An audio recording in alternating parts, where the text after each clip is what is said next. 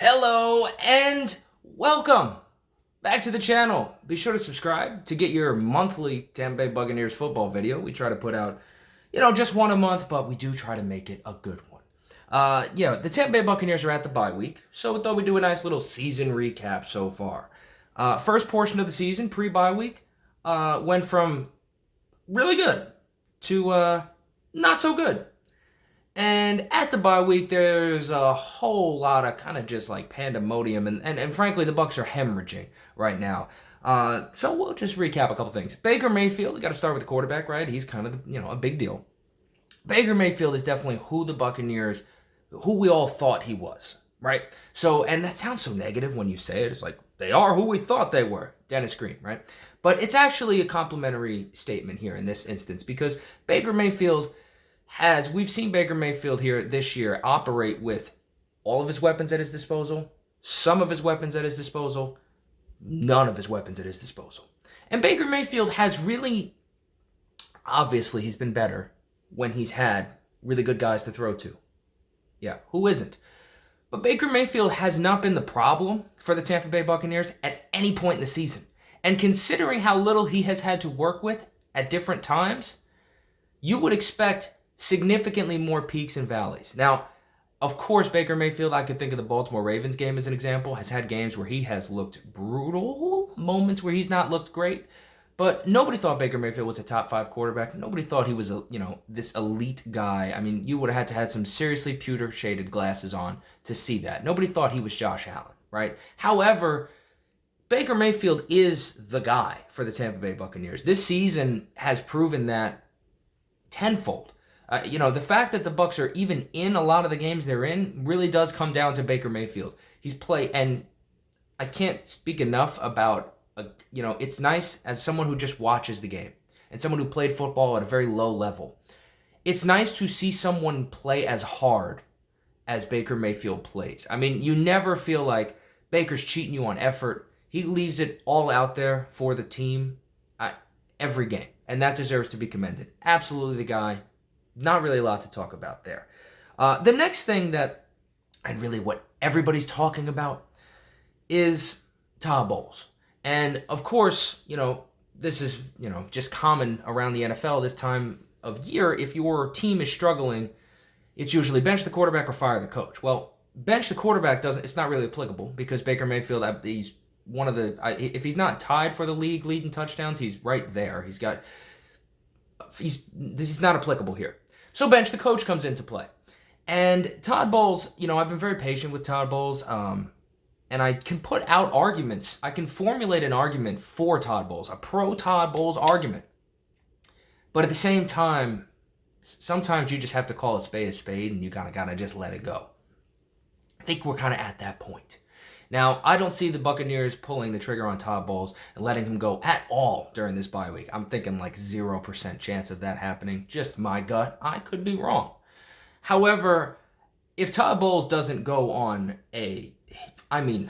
virtually historic run at the end of this season here, which the Buccaneers did do last year, let's not take that. Let's make sure we take that into account. Last year, the Bucs had a really good start to the season, a lull in the middle of the season, finished the season very strong, and were able to get into the playoffs. This year, that might be a little bit more difficult because of the fact that the Falcons kind of have a stranglehold in the division right now. So the Bucs would either be hoping they collapse or they're pulling for wild card spots. So there's going to be a heavy amount of competition. So if the Buccaneers can come out of the bye week with a semi-easy schedule and run the table or do something darn near close to running the table and skirt their way into the playoffs and get a wild card game and maybe play tough in the wild card round, yeah, you could make an argument that Todd Bowles should stay. However, anything short of that, and yeah, Todd Bowles has got to go. So that's an obvious one. We're not even going to really hem and haw too much over Todd Bowles. Let's talk about someone who gets no blame and really should get some. Person who should be thanking his lucky stars that Todd Bowles exists as the scapegoat of the 2024 season is Jason Licht. Now, Jason Licht definitely gets a huge pass from a lot of Bucs fans, and deservedly so, because Jason Licht has done a lot of good things, right? He's put together great teams. He's brought in great players. He's drafted very well. He's shown he's a solid GM. I mean, of course, right? I mean, we're not knocking Jason Light's career resume. It's just right now where we're at. And yeah, Todd Bowles, while, I mean, there's plenty of things to just go in on Todd Bowles for. We can give Todd Bowles reasons. There are reasons for Todd Bowles' struggling, his struggling ways. Injuries, biggest thing. For me, 2024 season, barring some miraculous end to this season where the Buccaneers just pull off the unthinkable and end this season on some sort of a crazy high note, the thing I will remember 2024 for is injuries. I mean, the Tampa Bay Buccaneers, it seems like every single person they're heavily invested in or anyone who's a key contributor on the team that they went into the season thinking could be a focal point for them has sustained injury at some point during this season. I mean, I could just run off, I feel like, an endless amount of names of guys who have missed multiple games this year. You have Luke Gedeke, Antoine Winfield Jr., Jamel Dean, Bryce Hall, Chris Godwin, Mike Evans, Tristan Wirfs just went down. You lost Zion McCollum today as well. It feels like every game the Tampa Bay Buccaneers play, they can't come out unscathed. And people who, the players who go down are always seemingly very crucial key contributors. It's definitely injuries. However, while injuries can be an excuse for Todd Bowles, it's also kind of it also condemns Jason Light. Because when injuries happen, other players have to step up. And when your depth is challenged, that's when the roster construction really comes into focus. And for Jason Light, he gambled heavy on a top-heavy roster, kind of, right? Okay, a couple really good players at the top. Behind them, yeah, okay, we got some young guys. We're kind of banking on a couple people. And there are definitely people who have let Jason Light and the Buccaneers down this year who they really thought would take a step forward who didn't, right? And I could think of like a guy like Yaya Diaby. I think the Bucs really thought that he was going to step up and really become an elite number one, or maybe not an elite, but at least a number one pass rusher, and he's actually regressed.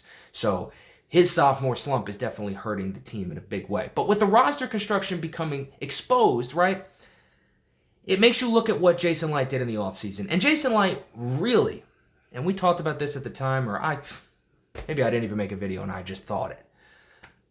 Jason Light spent the whole offseason, he wanted to be right. The Bucs wanted to be right. They wanted Baker Mayfield to be the guy. And they wanted to make sure that when they paid Baker Mayfield like he was the guy, that he was going to have every opportunity to make himself worth that money. Not a bad idea, and that's fine. When you, however, because it's a salary cap oriented league and you only have a certain amount of assets and everything like that, when you take assets and you put them on the offensive side, you also subtract assets from the defensive side. That's just the way it works, right? So, for example, Tampa Bay Buccaneers went ahead in the first round of the NFL draft. I think most people thought the biggest need on the team at that time was edge rusher. The Tampa Bay Buccaneers went ahead and drafted a center. Now, Graham Barton has started for the Buccaneers this season. Not saying it's a bad draft pick by any means, and Graham Barton could go on to be an all-pro player one day, right? It was a consensus good pick at the time. Still looks like a good pick. However, boy, could the Buccaneers defense use a pass rusher. Who would have thought?